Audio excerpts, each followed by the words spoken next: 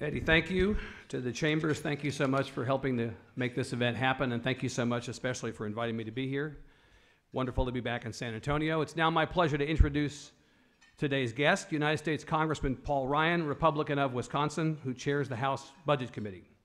First elected to Congress in 1998, Chairman Ryan is also a senior member of the House Ways and Means Committee. For all we know, he may be a future chairman of that committee, and was his chamber's, the House's, lead on December's bipartisan budget deal, which brought an end to $63 billion in automatic sequestration cuts and achieved $85 billion in savings through other cuts and new revenue over 10 years. A native of Janesville, Wisconsin, which is where he and his wife and 3 children live today, Chairman Ryan is a graduate of Miami University in Oxford, Ohio. He ran unsuccessfully for vice president as Mitt Romney's running mate in 2012 and is often talked about as a possible presidential candidate in 2016. Please join me in welcoming to San Antonio the Honorable Paul Ryan. Do this. Right. I like how Thanks, you did that. Yeah, I got long legs. Good to see you. Chairman, thank you for being here. Very nice to have you here, Chairman. Thanks for having me. We tried our best to replicate Wisconsin weather. This is about as good as we could do outside. This is what we call shorts weather. Shorts weather, Yeah. Okay, well. This is kind of like an evening in May for Wisconsin. Well, so, everyone's freaking out. This is so pretty darn warm, You could actually. probably teach us how to react better to this weather. Congressman, before we get into the substantive business that we want to discuss today, I'm obligated, in deference to my brothers and sisters in the press who are here and are desperate for something to tweet about, to ask you about the political news of the week, the thing that has consumed everyone's attention, and that's Governor Chris Christie in New Jersey. I wonder if you would be interested in offering... No? A few words. Oh, I'm going to keep going there. Offer a few words of support for Governor Christie. Sure. Do you agree with former Attorney General Cuccinelli of Virginia that he should perhaps step down as the head of the RGA? Do you want to jump on the press for making more of this an issue than it should be? Let me say to my friends in the press, I really look forward to this level of scrutiny of the IRS and their targeting scandal of conservatives after they're done with this story. Right. So we get there next. I'm sure that's the next thing they're going to do. Nothing specific that you want to say? No, only that I wouldn't agree with Ken. And I wish Chris the best, and I hope that he can get this fixed. And I really have nothing more to add than that. Okay. Other than I'm sure they're going to just put just as much attention on our right IRS after, scandal right after right this. On the top. Okay, good.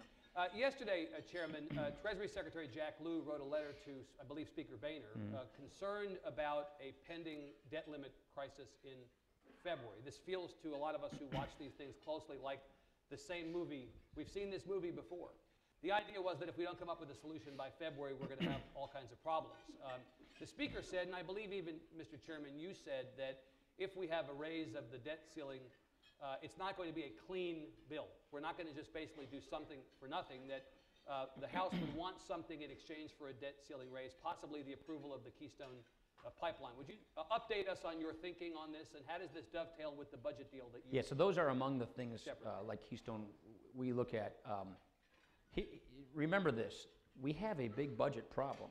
Yeah. I mean, the budget agreement we reached, which was very important to prevent 2 possible government shutdowns from happening, to get Congress back in the game of exercising the power of the purse, to produce a little bit of certainty for businesses so they can plan and invest for the next 2 years. That was very important. But it didn't go nearly as far as enough as we needed to balance the budget to pay off the debt to prevent a future debt crisis in this country. Right. So when we hit these debt limits, it's just nothing more than a reminder that we are spending far more than we're taking in, and we need to start dealing with that. Having said that, we intend to make sure we keep making positive steps in the right direction. So we don't want to set a precedence that we just keep rubber stamping debt limit increase after debt limit increase after debt limit increase without at least starting to take some steps in the right direction to fix the problem. So isn't that what happened, Congressman? Isn't that what happened for many years before in previous administrations? There was effectively a rubber stamp every time you hit the limit? They had a thing called the Gephardt rule that Dick Gephardt put in place, which is whenever you pass a budget resolution, it just raises the debt limit. Right. When we took over the majority in 2010, got rid of the Gephardt rule because you were sort of sweeping it under the rug and not addressing it. We wanted to start addressing these issues, and that's why we have straight up and down debt limit votes like this. And so we're going to meet as a conference with our members next week. Senate will do the same to discuss strategies for how can we advance some semblance of fiscal conservatism as we deal with these debt issues. We just don't like the idea of setting a precedence or just rubber stamping. We need to make some concrete steps forward, whether it's job-producing things like Keystone, which actually creates jobs, which helps us lower deficits because we get more revenues, or other things. And those are the things we're going to look at. You were opposed to the government shutdown Yeah. last year. Clearly you understand the consequences of walking up to the edge. How much before that deadline are we going to get this resolved? Are we going to have another situation where everyone is nervous that we're going to get too far down the road, no turning back? Yeah, so I get this question a lot from bankers, from people who are in the bond markets. Yeah. What I try to tell them is, when you see a Republican and Democrat yelling at each other on TV in the month of February, hit mute, and then unmute it in March, and don't worry about it. We'll have a solution. Yeah. You're satisfied we'll have a solution. Yeah, we will, because we have to. Yeah. So our nation will not default on its obligations. We will not do that. Will you share with us, Mr. Chairman, other possible quid pro quos? I don't know if that's really the right way to think of it, but a debt ceiling, no, you won't share. So that's right. The Keystone Pipeline has been mentioned as one That's something thing. that's often talked about. There are issues with Obamacare. A lot of folks don't realize that there could be some massive insurance company bailouts in the near future with Obamacare that a lot of taxpayers probably didn't know about, that we don't want to see happen. That's one of the issues that's in the realm of possibilities. There are a lot of things that are out there that are being discussed, but it's just not in our interest to negotiate through the media as much as you love to do that. Yeah, that's right, too.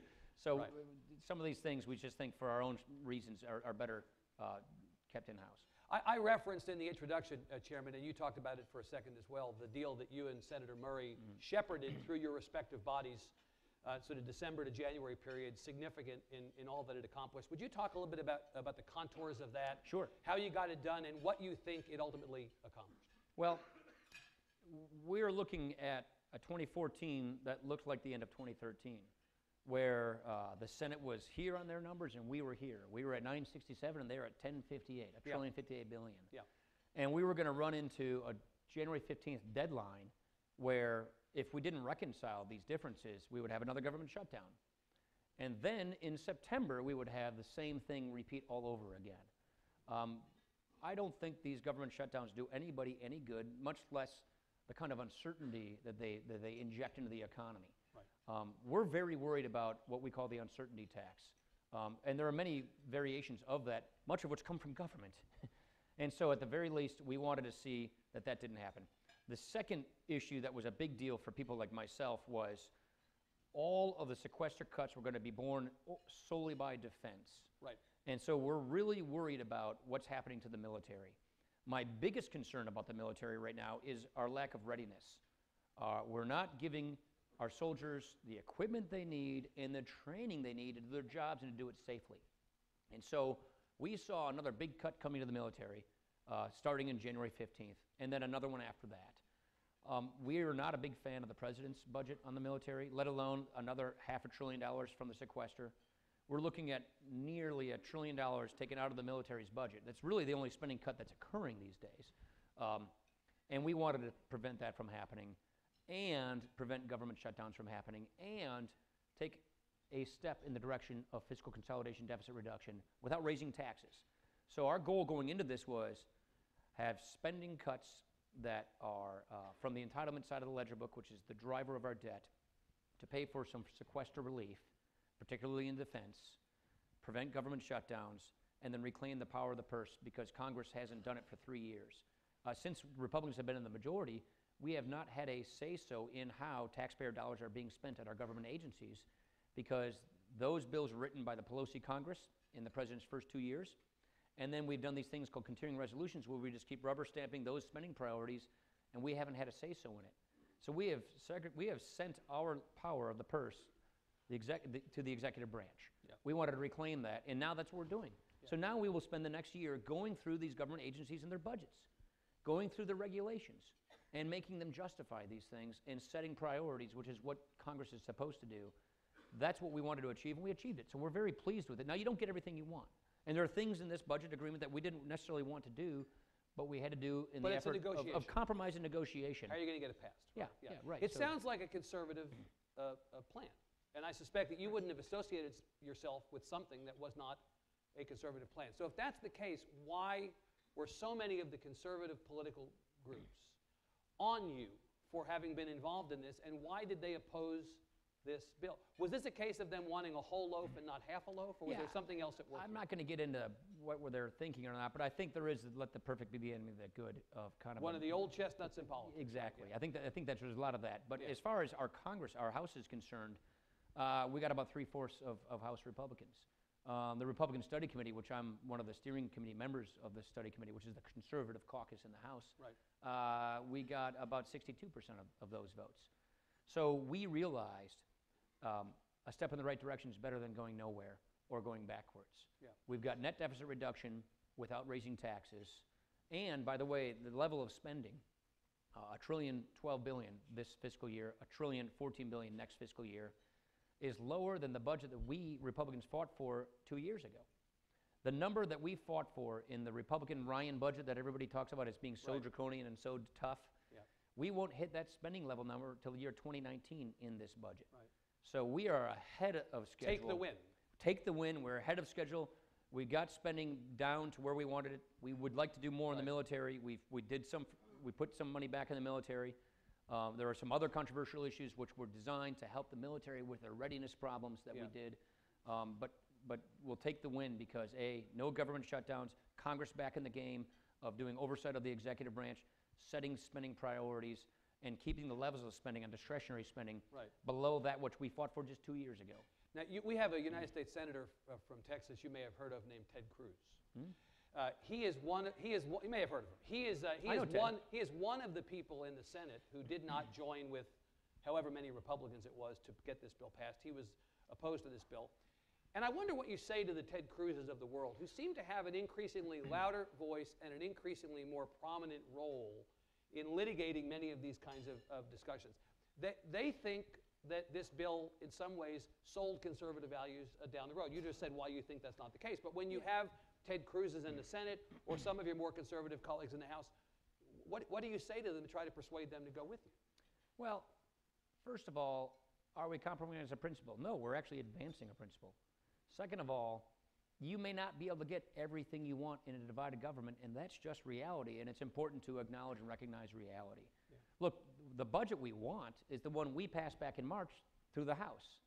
That balances the budget. It makes Medicare solvent. It gets rid of Obamacare. It reforms the tax code. And oh, by the way, it pays off the debt. That's what we want. Send us Kiko Conseco.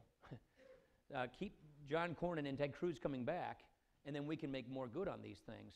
And then, you know, to be quite honest, the last election didn't go exactly as I had planned it to go. No, it did not. It did not. So I think we got a problem there. Are you endorsing Kiko Conseco? Absolutely. In that primary? I miss Kiko. Are you endorsing John Cornyn against Steve Stockman? Yeah, of course. Yeah, John's a very good senator. Okay. Yeah. Had Romney and Ryan won the last election, this budget would not have been sufficient. What you've just passed, you would not have accepted this compromise because you would have pushed for something. We were already preparing the budget. You have an obligation when you're running for president and vice president to have a government ready in the waiting. We had a 200-day plan written and ready to go. Obviously, I played a major role in the budget formation. Indeed. We were going to put back into the defense budget the $487 billion of Obama cuts. We were going to take away the sequester on defense, replace it with real entitlement reform, which would have balanced the budget. Obviously, we're going to get rid of Obamacare. On and on and on I can go.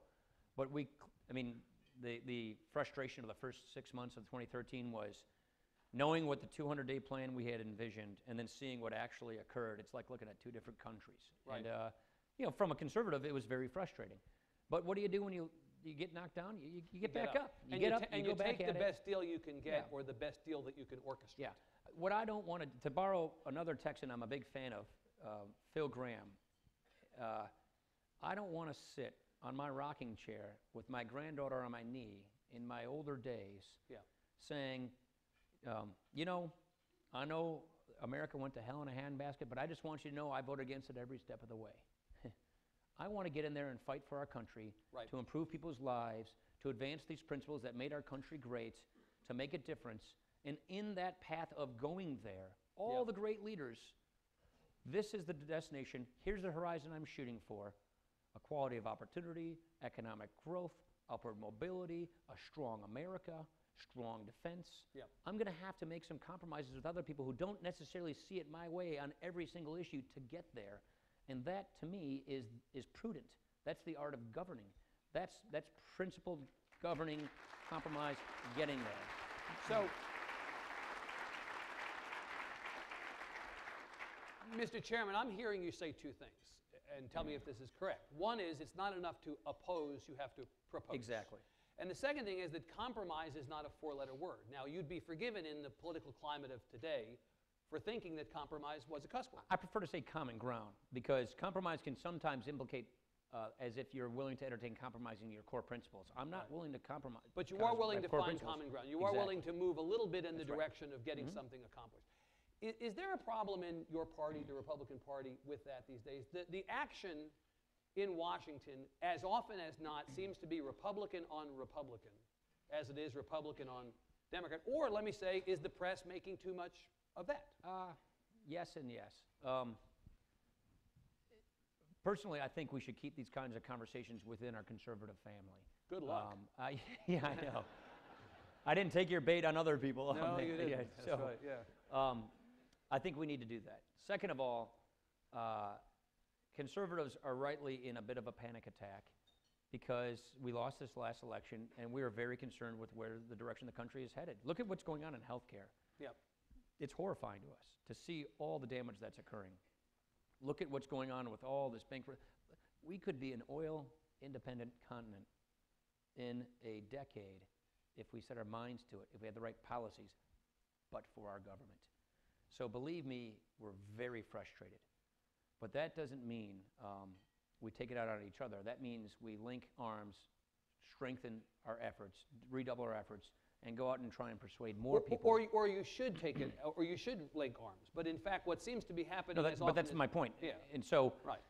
what sometimes we fall into the trap of doing is we confuse tactics with principles.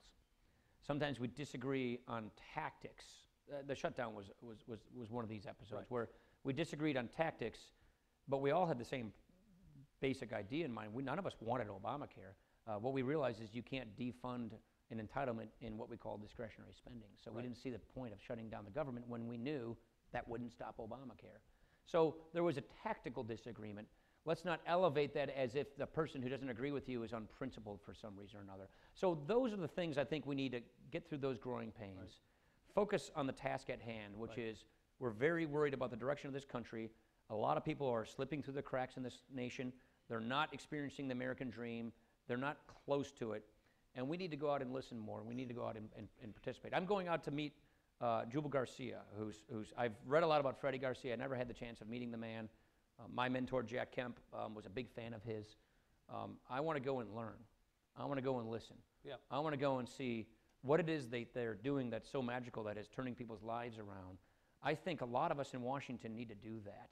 So instead of yelling at each other about I'm right, you're wrong, do it my way, we need to go out and just get some new ideas and get and learn from people who are actually making a big difference. I'm really interested, Chairman, to hear you talk about the difference between tactics and principles and the fact that some people mistake tactics and principles, because that, in fact, seems to be exactly what's happening. In the Stockman-Cornyn Senate race, Steve Stockman has been tweeting every 5 minutes for about the last 2 months that John Cornyn is a liberal. Only by the standards of the Stockman campaign would John Cornyn, I mean, one may not like John Cornyn, but John Cornyn is clearly not a liberal. Yesterday, FreedomWorks, an organization whose predecessor you were associated with professionally, endorsed Matt Bevin. Are you talking about Dick Armey? Well, you were associated in some ways with a group that sort of became, is that right? Empower America? Empower America, FreedomWorks.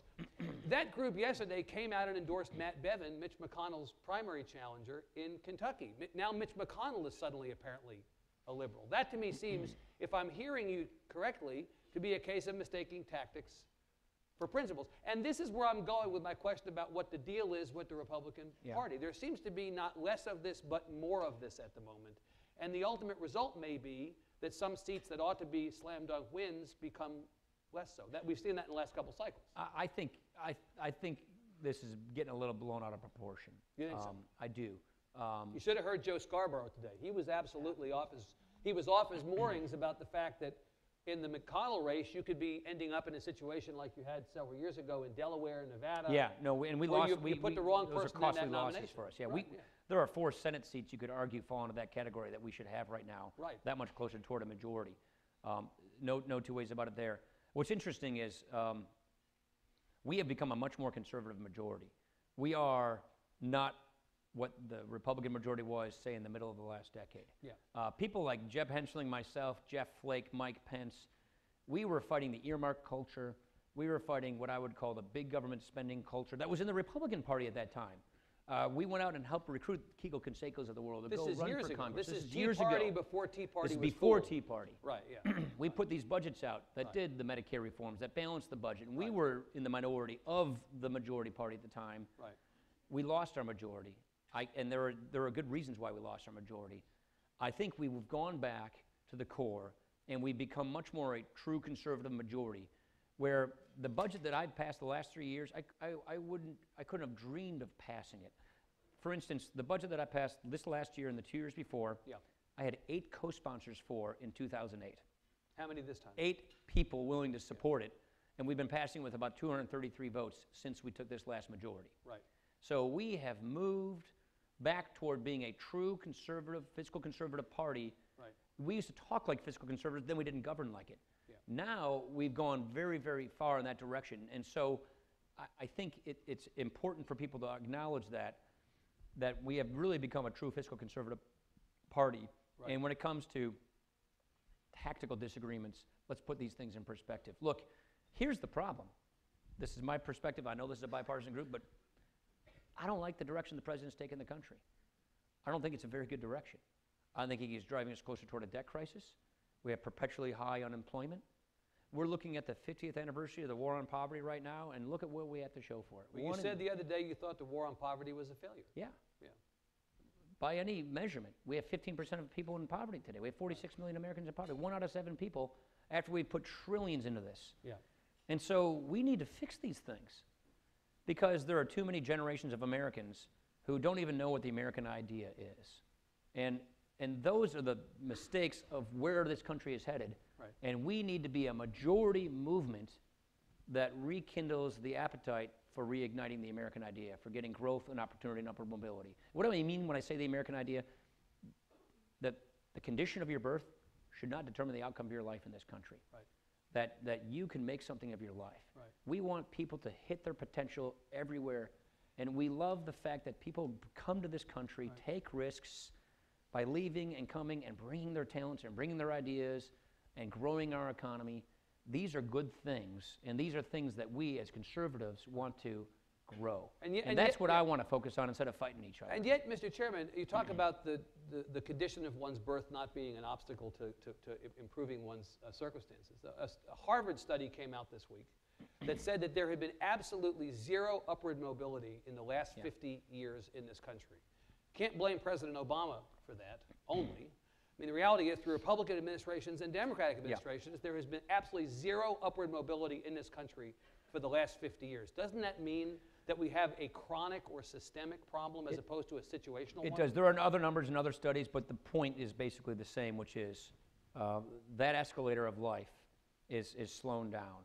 Yeah. And I do not think the answer is more government, more income redistribution, class warfare economics, tapping into the tough emotions of fear, envy, and anxiety. Yep. I believe the answer is more freedom, more free enterprise, and solutions in our pockets of poverty in America that actually work.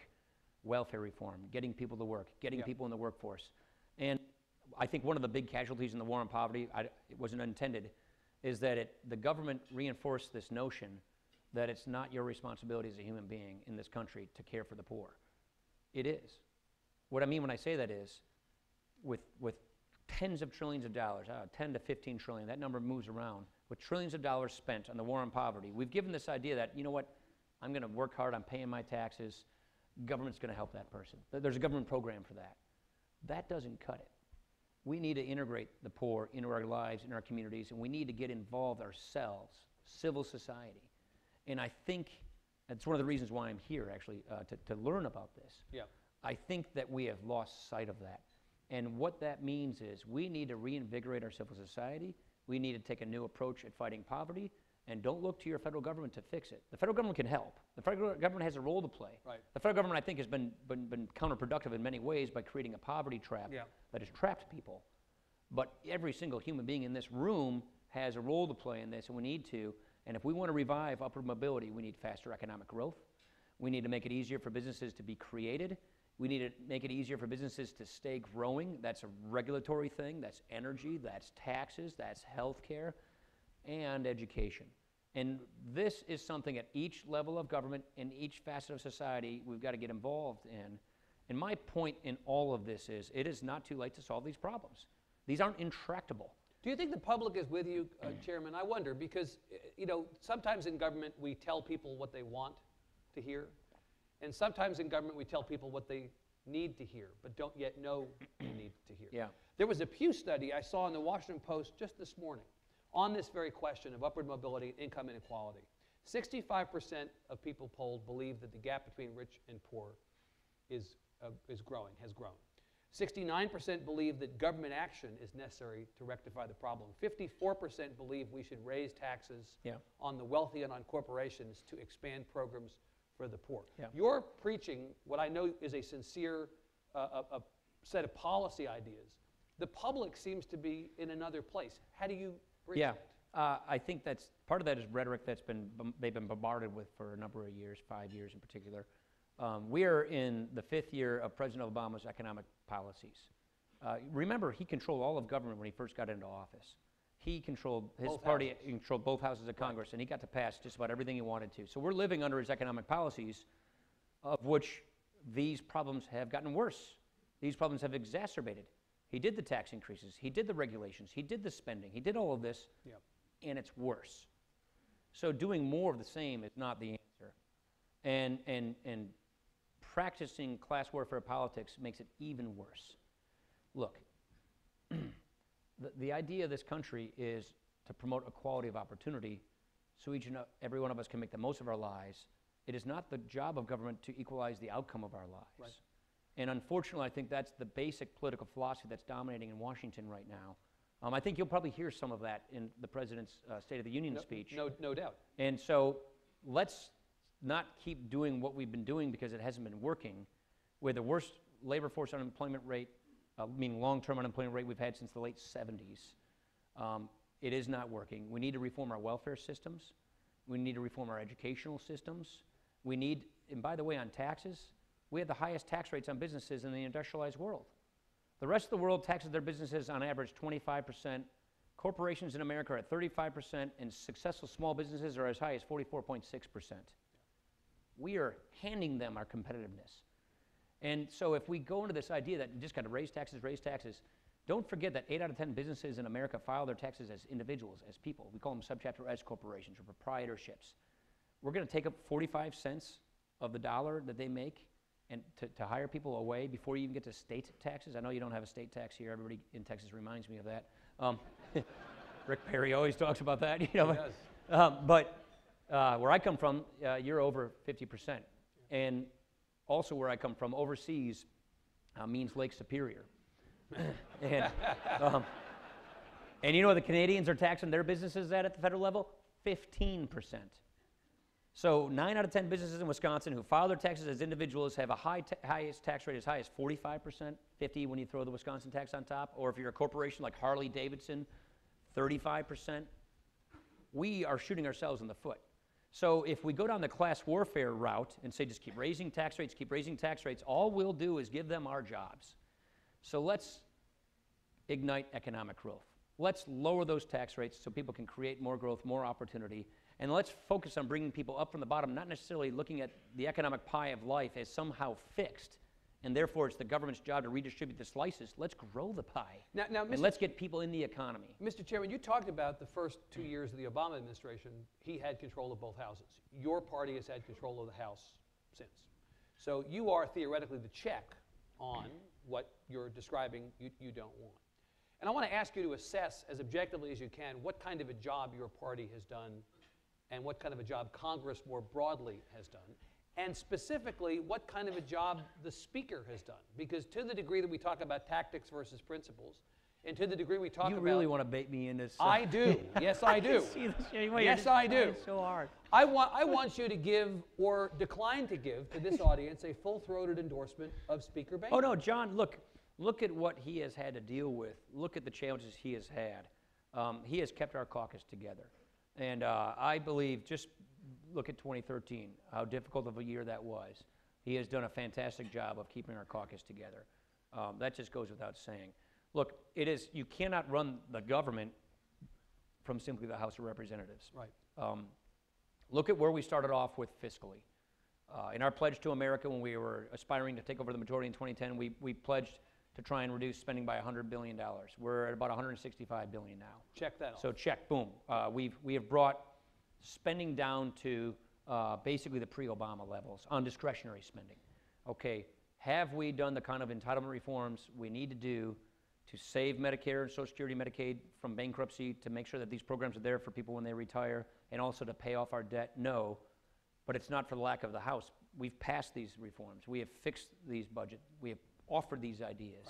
Right. But there is just zero appetite or willingness to work on these big-ticket entitlement reform items on the other side of the aisle. And so you give the Speaker credit for those and other things that you've at least attempted to do in these years. We have passed. Look, we can't just be an opposition party. We have to be an alternative party. We have to be a proposition party. Yeah. And so we intend on doing more of that this year, Right. whether it's alternatives for healthcare reform, tax reform, economic growth, energy legislation, all of those things. Right. But fortunately, in this kind of a divided government, where you have a very liberal president who does not seem to be coming to the middle, he's moving more to the left, it's going to be harder to find those common ground because the common ground is narrower. It was different when Bill Clinton and Erskine Bowles were in the White House. You got budget agreements then that balanced the budget. Republicans have gotten very nostalgic for Bill Clinton. I find that Erskine very- Bowles more particularly. I find that very interesting, actually, yeah. Well, it's all relative, you know what I mean? It is all. Apparently it is. Yeah. So you want John Boehner to continue to be Speaker? Yeah, John Boehner has done a lot to keep our conference Does together. Paul Ryan want to be Speaker? No, he doesn't. So is it a Sherman-esque statement? If elected, I will Yeah, not serve? I don't, look, mean, this is it? You don't want to do it? You don't want to when be Jen Speaker? and I joined the ticket, we looked at what would this do to our family. And we realized that actually we would see each other more in the vice presidency than as a member of the House. Right. We would see each other less in the speakership than as a member of the House. Like Okay, do you want to be the chairman of the Ways and Means Committee and push our friend Kevin Brady to the side? I love Kevin Brady. That wasn't a no. Yes or no, Chairman? Oh, look, it's too early to get into all of this. Well, you could just say no. You took yourself out of the running for the speakership. I'm not going to take your bait. I'm not going to take your bait, but I will do the speaker thing. I could have decided to go on the elected leadership route years ago. I'm more of a policy person. I prefer spending my days on policy and my weekends at home with my family. Right. My weekends consist of going to the YMCA for basketball and then one of their neighborhood parishes for basketball. These days, I want to keep doing that. Sounds better, honestly. It does sound better than, no offense, Kiko and my friends, but the speaker is expected to fly around the country on weekends as well, helping folks. Don't want to do that. I'm not going to do that. I'm 4 days a week in D.C., 3 days a week in Janesville.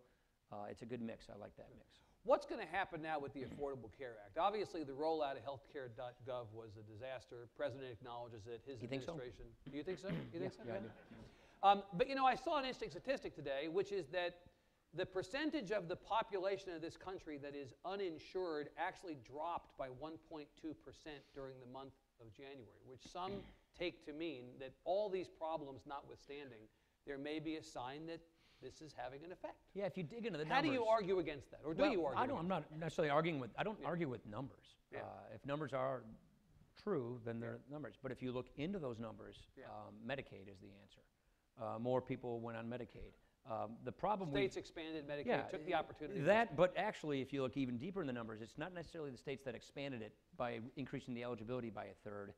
It's that people who were already eligible for Medicaid before Obamacare came online but weren't in Medicaid have now entered Medicaid. So there's a mixture of that as well. Right. And it's too soon to know for sure.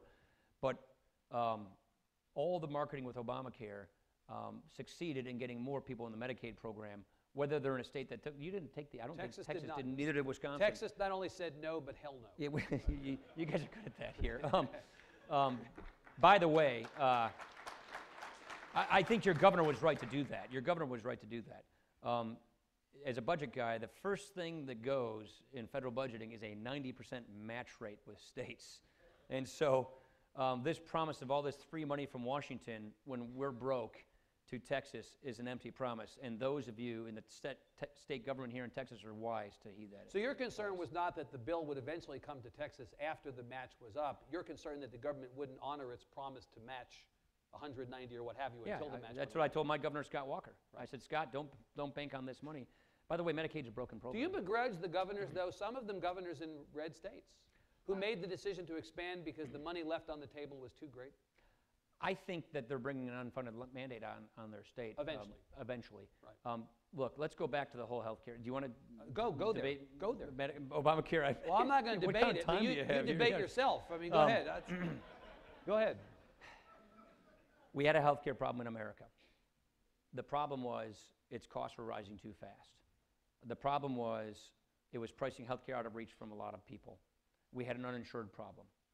And one of the problems we had in this sector of our economy, which is 16% of our economy, is it didn't work like a marketplace.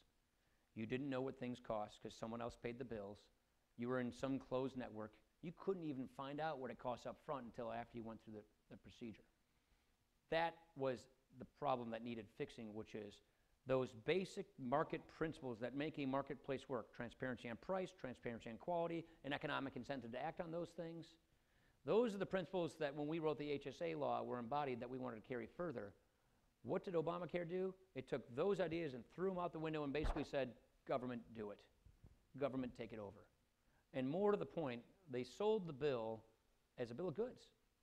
They sold it to the country that this was going to lower costs, that you get to keep your health insurance you want, your doctor you want. It's going to reduce the deficit. All of those things not only have been thoroughly debunked, have been refuted. What's more frustrating for those of us who are policymakers was they knew at the time they were saying it that wasn't true. So what happens? That violates the public trust. So what happens now? Look into the future. Help us understand where do we go now? We do see this law collapsing under its own weight. It's not something we're giddy about. We wish this didn't happen. Right. We hate the fact that people are losing the health insurance they have. We hate the fact the costs are going up. But we see the employer mandate kicking in where tens of millions of people will lose their job-based insurance. We see people having to pay more for something they already have or something less than what they had. And on the provider side, what the actuaries at Medicare and Medicaid services tell us is by the end of the decade, providers, hospitals, doctors, nursing homes, they will be reimbursed through Medicare at Medicaid rates, and Obamacare will be at Medicaid rates. If you know anything about Medicaid, you lose money. Meaning you get, on average, about 60 cents on the dollar. It depends on what state you're in. You lose money. What does that mean? That means the provider network of our healthcare services will be having more and more people coming through the door through Medicare, Medicaid, and Obamacare, where they lose money on this person. Then they have to overcharge the private sector, USAA employees, you know, the people who, like Joe Clark, who worked for the Spurs. Good Janesville, Wisconsin guy, by the way. Lives here in... Go Spurs. Yeah, sure.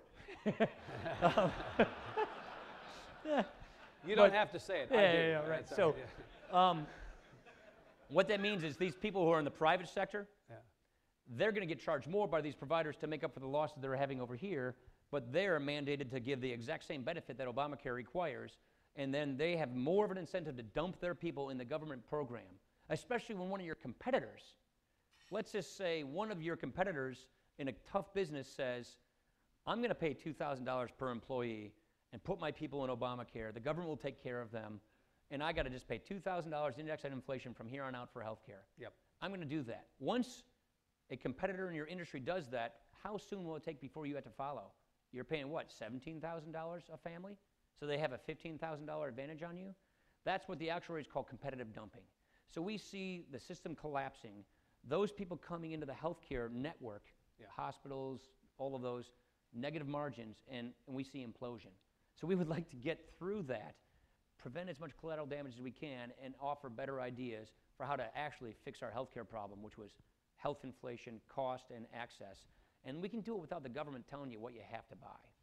We have a couple more minutes for our portion of this before we open it up to questions from the audience. Let me ask you about immigration. One of the things that has come up over the last bad year for the president, whether you're for the president or not, you can acknowledge that he had a very bad year, is that the relation between the White House and Congress, or this president and Congress, is so bad that the likelihood of anything getting done in 2014, an election year, and then in the last 2 years where he's effectively a lame duck, Right. pretty small. There seems to be general agreement that we need some solution on immigration, but there's not agreement on what the solution should be. There have been murmurings that Speaker Boehner now wants to move toward a solution. This is a subject of enormous interest to you from a policy standpoint.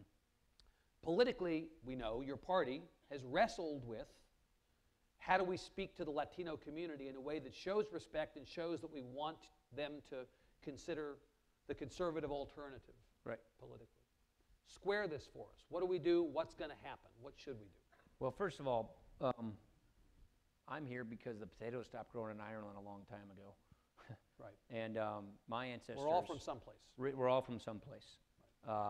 That's what this country is. That's what makes this country great. We are a nation of immigrants, and immigration is good for America. Immigration is important to who we are. And so we believe that deep to our core. What we don't have are immigration laws that work. We tried to fix them in 1986. That didn't work. So then we did immigration reform in 1996. That didn't work. And basically, we've been trying to fix the immigration law since 2006, and we've been fighting each other over how to do that. Yep.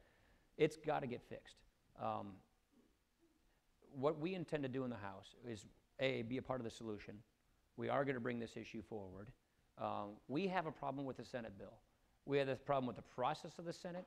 We don't like, whether it's immigration or any issue, we don't like these multi-thousand-page bills coming to the floor that you vote on where you don't even know what's in it and the public doesn't know what's in it. That's not good legislating from our perspective. So we're not going to do that. And we're not going to enter into a process that entertains the idea of taking the Senate bill. So we won't what we call conference with the Senate bill. So we're going to do it our own way. The Speaker is going to lay out a set of principles that will guide how we choose, how we intend to legislate. And among those principles are border security, interior enforcement. The challenge with all of this is we have a hard time trusting the President in enforcing the laws. Look at what he's doing on health care and all these extra legal things he's doing with executive orders and executive actions that we don't believe he has the authority to do. So we have to find a way to write these laws so that they are actually enforced. That's very, very important to us and to our members. And as a practical matter, Mr. Chairman, for the next 2 years, write them in a way that he'll sign the bill. Write them in the way that he'll sign the bill, but write in the way that he has to execute. And I won't get into all the details on how to do that, but we have strong opinions on how to do that. But we also have to fix our immigration system. Yeah. We have to have a guest worker program so that people can come and go freely through the front door to serve our economy, to serve our needs. Successful countries and economies have immigration systems wired to give their economy the labor they need. And we need labor in all sorts of industries. It's a workforce issue first and foremost. It's a workforce and it's an economic growth issue. Right.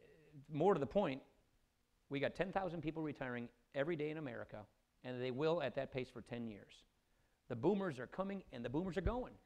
And so the problem we have is our birth rates aren't where they need to be, and we will have labor shortages in, not right now, but in the near future, in say a decade, and you need to prepare for that. You need to have an immigration system that is wired and ready for that. Right. And the good thing we have going for us in America, unlike say Europe or the horrible birth rates in Japan or China, is immigration can solve our problem. And what we want to do is have an immigration system that works, that's legal, so that we know who's coming and going in this country. In this era of terrorism, Boston bombings and all of these things, we need to know who's coming and going. Look, you have these cartels, 150 miles away from the border? We've got to make sure that national security is maintained. We've got to make sure that interior enforcement is maintained.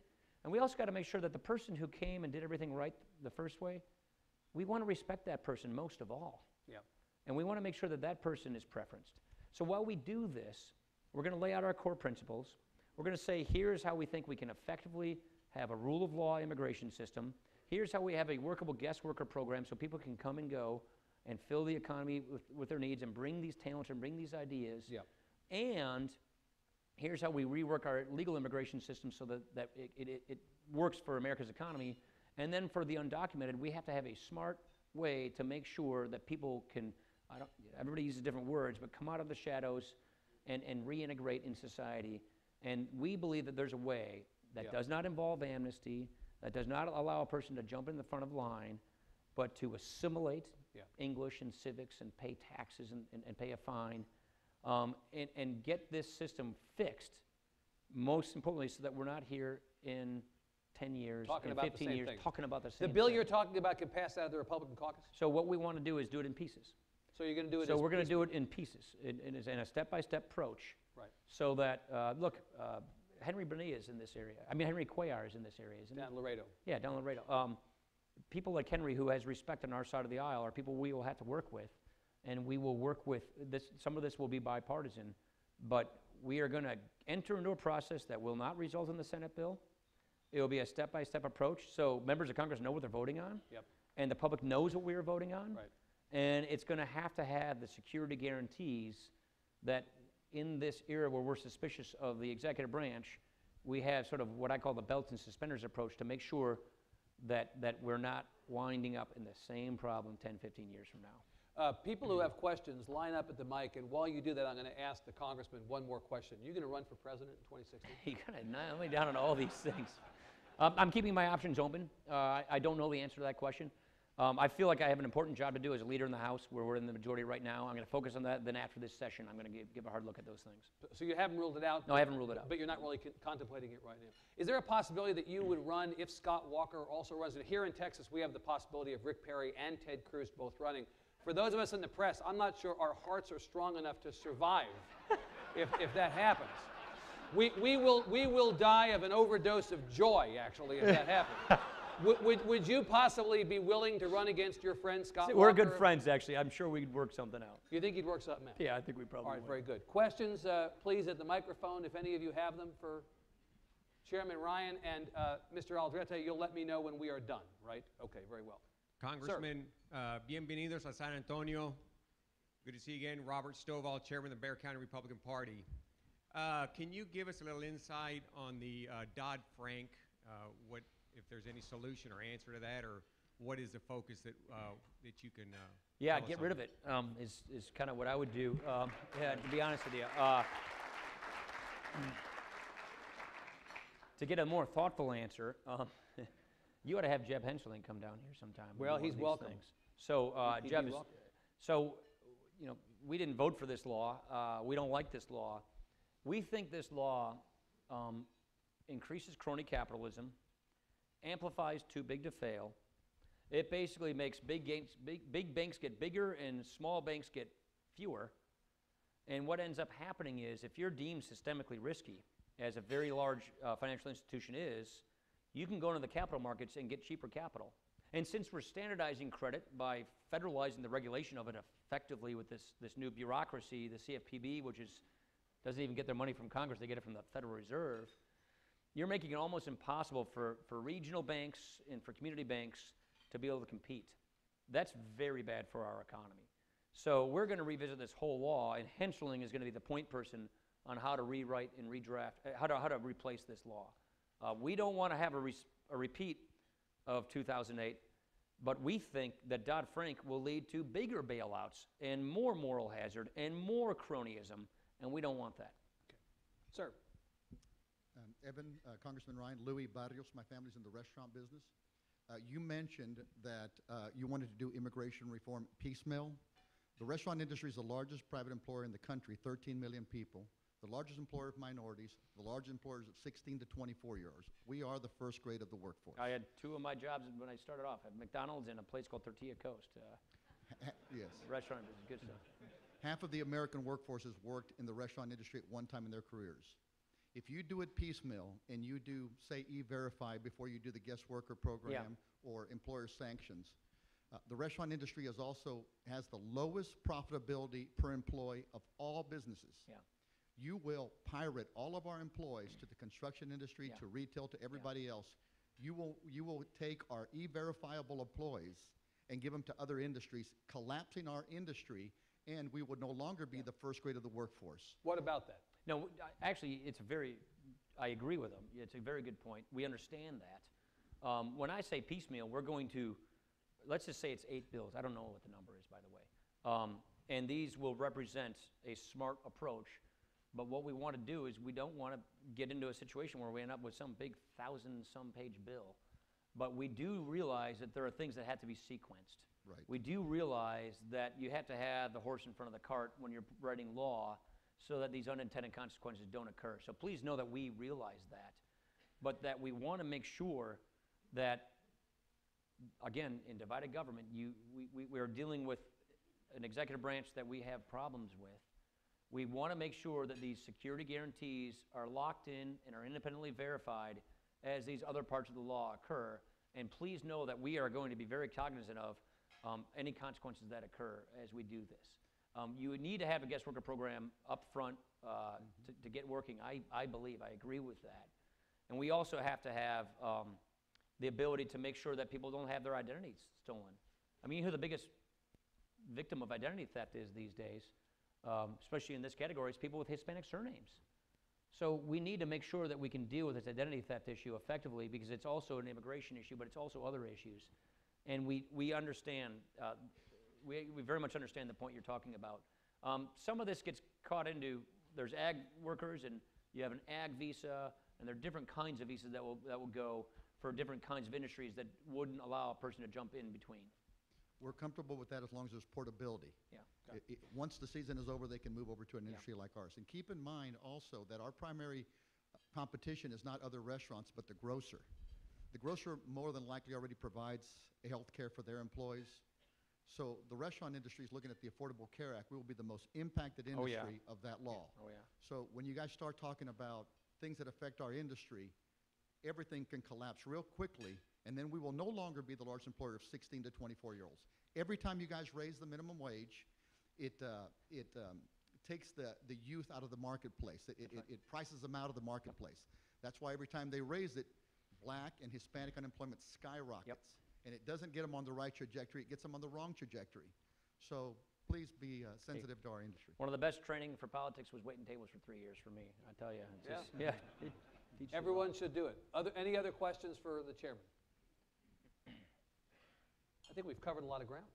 Chairman, it was an honor and a pleasure to do this. I thank you for being I'm supposed to tell, the word on the street is you got to work on your tennis serve. here. My tennis All right, serve you is know, not so, very you know, good, that's true. Well, I promise I had to get that I'll out. return to Austin and very publicly attempt to make my serve better. All right, Good. All right. great. Chairman, Yeah, thank you very bet. much. Yeah, Evan, I great. really You're a real enjoyed pro. it. Thanks so much. That's good. Really Good. good. Good. Yes, sir. You bet. Thanks. Oh, yeah. Congressman, thank Oh, you. yeah, I think they We want you do back want up to there. just Okay. make a Good. Thank you. quick presentation as a thank you for coming to San Antonio. We wanted to, the four chambers wanted to give you this gift, a little token of San Antonio. It's a beautiful city. It is. Thank you. Again, thank all of you for coming. I would ask the four chamber co-hosts as well as the sponsors to please come up to the stage for quick photos.